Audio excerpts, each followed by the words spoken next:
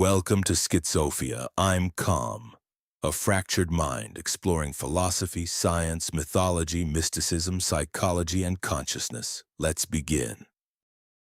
Every culture that has ever existed told stories about where everything came from. Creation myths, cosmogonies, origin narratives. They appear in every tradition without exception, across every continent, in every era of human history. The standard modern response to this is either romantic or dismissive. Either the myths were primitive attempts at science, early humans explaining thunder and seasons before they had better tools, or they contain timeless spiritual wisdom that transcends rational understanding. Both responses, I think, miss what's actually interesting about them. What I want to suggest is something more precise. Myths are the result of careful, sustained observation of existence, encoded in narrative form, because narrative was the available technology for transmitting complex pattern recognition across generations. The people who developed these stories weren't less intelligent than us. They were paying close attention to something real and finding the best available language to preserve what they noticed.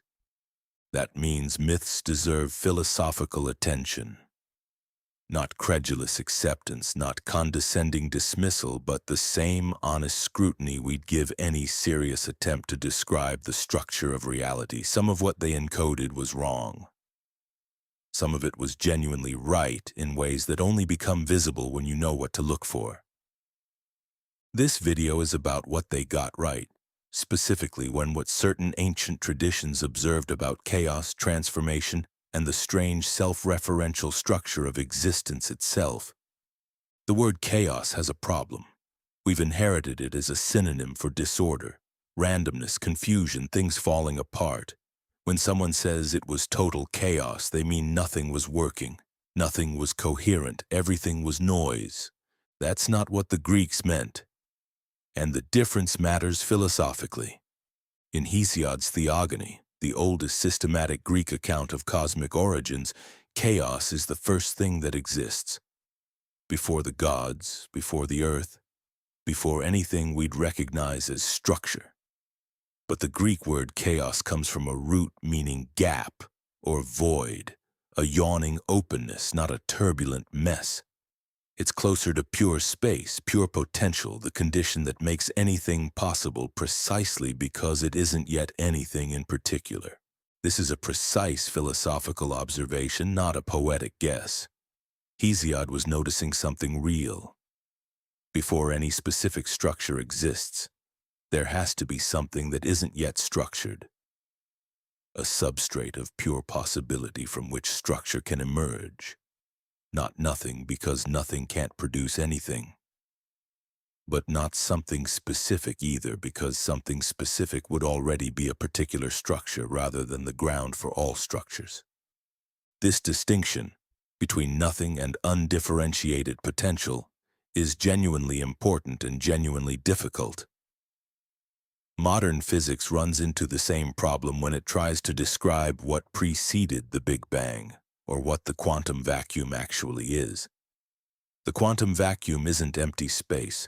It's a seething field of potential. Particles and antiparticles flickering in and out of existence, energy that isn't yet organized into stable structure. It's as close as physics gets to Hesiod's chaos. The Greeks weren't doing physics, but they were making a careful philosophical observation that physics keeps rediscovering. Existence requires an unstructured substrate. Order doesn't emerge from nothing. It emerges from potential, and potential by definition isn't yet any particular thing. What's interesting about Hesiod's account is what comes next. From chaos emerge Gaia, earth, stable structure, and eros, desire, the force that drives things toward each other and into relation. The sequence matters. First undifferentiated potential, then stable structure, then the principle that connects structures into relationship. It's not a random sequence. It's a philosophical claim about what has to exist before what else can exist. That claim, I want to suggest, is worth taking seriously, not as mythology but as philosophy. The question of what kind of substrate existence requires and what the relationship is between undifferentiated potential and organized structure is still very much open. Hesiod's answer, that the substrate is a gap, a void of pure potential rather than either nothing or something specific, is more precise than it's usually given credit for. The ouroboros is one of the oldest symbols we have. A snake eating its own tail, forming a closed circle, appearing in ancient Egypt, in Greek alchemical texts, in Norse mythology and Hindu tradition. That kind of cross-cultural persistence is worth taking seriously. When an image appears independently across that many traditions, it's usually because it's pointing at something real that careful observation keeps rediscovering. The most common interpretation is cyclical time, the eternal return, seasons repeating death and rebirth. That reading is valid, but I think it's the surface layer. What the ouroboros is actually pointing at is something more precise and more philosophically interesting than simple repetition. Look at what the image literally shows. The snake isn't just going in a circle, it's consuming itself. Its own tail is its own food, its own end is its own beginning. This isn't a cycle in the ordinary sense, where something completes a loop and starts again from the same external starting point. This is a structure that generates itself from itself. The beginning and end aren't connected. They're the same thing seen from two directions simultaneously. That's a self-grounding structure. And a self-grounding structure is philosophically significant because it dissolves a problem that haunts every linear account of existence, the question of the first cause. If causation is linear, if everything is produced by something before it, then you either need an infinite regress of prior causes or you need to posit something that caused itself, which linear causation can't accommodate.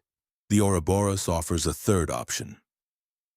A structure that doesn't have a first cause because it has no beginning that's separate from its end. It grounds itself not by being caused from outside, but by being internally coherent as a whole. This connects directly to what, as we established in Physics Says You Are the Center of the Universe video about closed temporal loops. A toroidal structure where future and past mutually constitute each other rather than one simply following from the other. The ouroboros is the ancient image of exactly that structure. Not because the Egyptians or Greeks were doing physics, but because they were observing something about the nature of self-referential existence that the physics keeps circling back to. Now here's where alchemy adds something the cosmological reading alone misses. The ouroboros appears throughout alchemical tradition as the symbol of prima materia, the first matter, the undifferentiated substance that underlies all transformation. In alchemical theory, prima materia isn't a specific substance. It's the substrate from which all specific substances emerge and to which they return. It's Hesiod's chaos, given a different name, pure potential before any particular form crystallizes from it. But the alchemical ouroboros adds a dimension Hesiod doesn't quite get to. In alchemy, the snake eating its tail isn't just a symbol of potential. It's a symbol of the transformation process itself. The snake consuming itself is matter undergoing dissolution, breaking down its existing structure, so that something new can be reconstituted from what remains. Solvet coagula, the alchemists said. Dissolve and coagulate, break down and rebuild.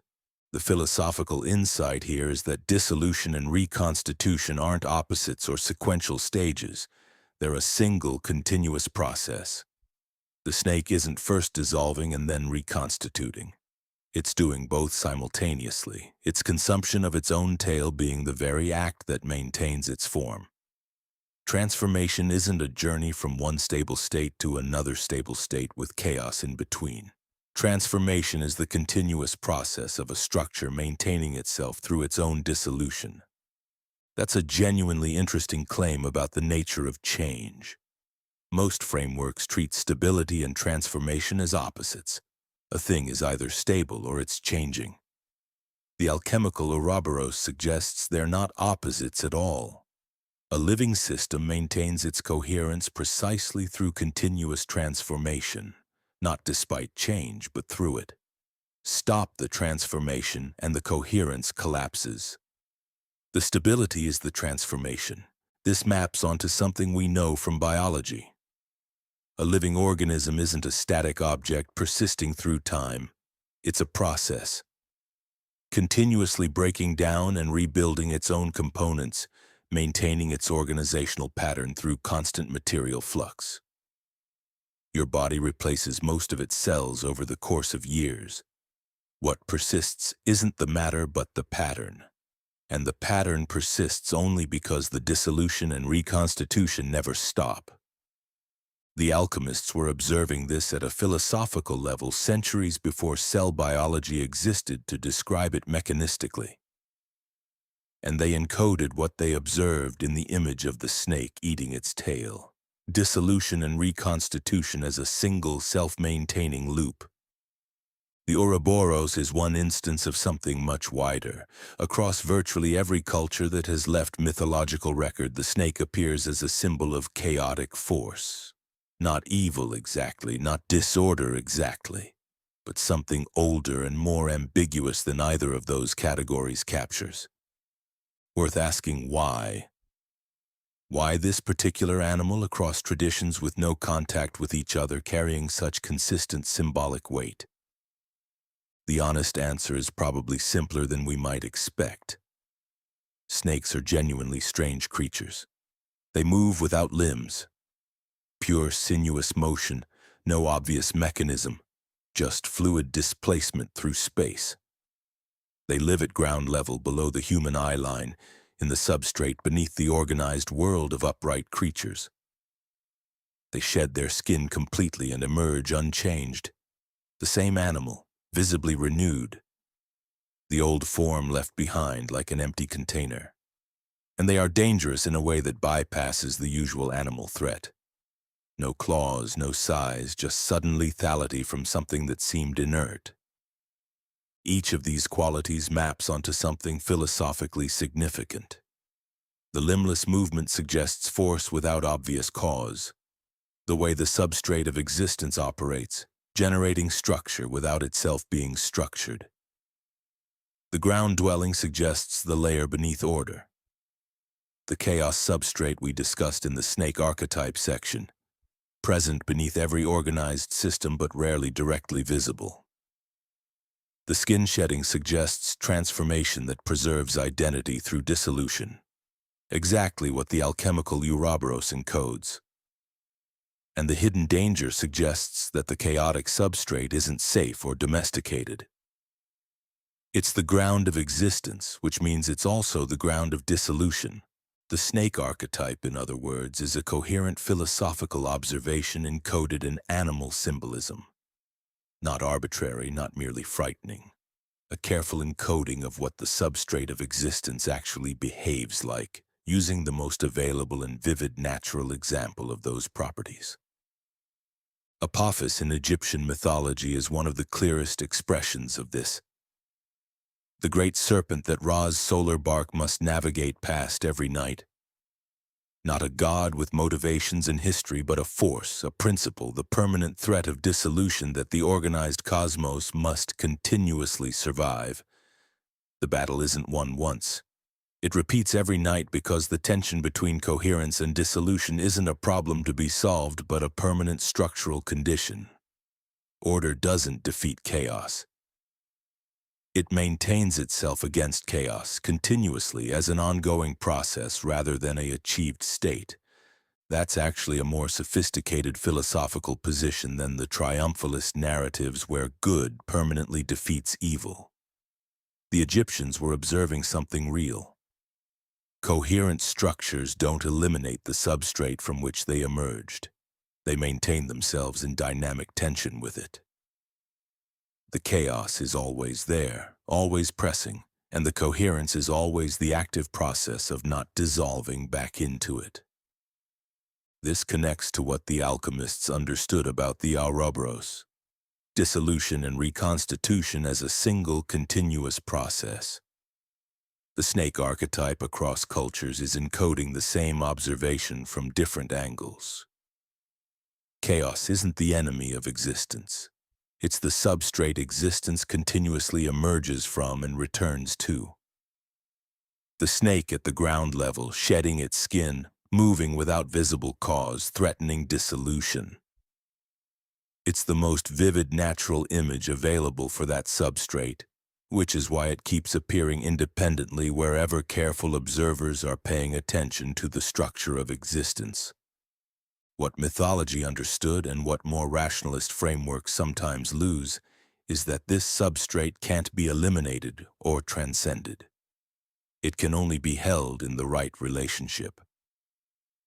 The snake doesn't go away. The chaos doesn't resolve into permanent order. What's possible is the ouroboros, a structure that maintains its coherence not by defeating dissolution but by incorporating it continuously as the very process that sustains the loop. What I've tried to show in this video is that certain ancient myths weren't doing what we usually assume they were doing. They weren't explaining thunder before science could. They weren't encoding spiritual truths that bypass rational examination. They were doing something more precise and more interesting than either of those framings allows. They were encoding careful observations about the structure of existence in the most durable available medium, narrative and symbol. Chaos as undifferentiated substrate rather than disorder. The ouroboros as self-grounding transformation rather than simple cyclical repetition. The snake as the archetype of the chaotic force that underlies every organized structure and never goes away. These aren't wrong observations dressed in prescientific clothing. They're genuine philosophical insights that remain worth engaging seriously because the questions they were addressing. What kind of substrate does existence require? What is the relationship between order and dissolution? How do coherent structures maintain themselves? Are still open. What mythology understood that more rationalist frameworks sometimes lose is that these questions don't have final answers that dissolve the tension. The chaos doesn't resolve. The snake doesn't go away. The ouroboros keeps consuming itself because that's the only way it maintains its form. The ancients weren't trying to make peace with that. They were accurately describing it. And there's a kind of philosophical honesty in that. A willingness to look at the structure of existence without demanding that it resolve into something more comfortable than it actually is. That honesty is worth carrying forward. And that's where we'll rest for today. Thank you for spending this time here. Genuinely. This channel is my way of building something real, on my own terms. If something here resonated with you, if it made you think or see something differently, pass it on. Share it, subscribe, and I'll see you in the next one.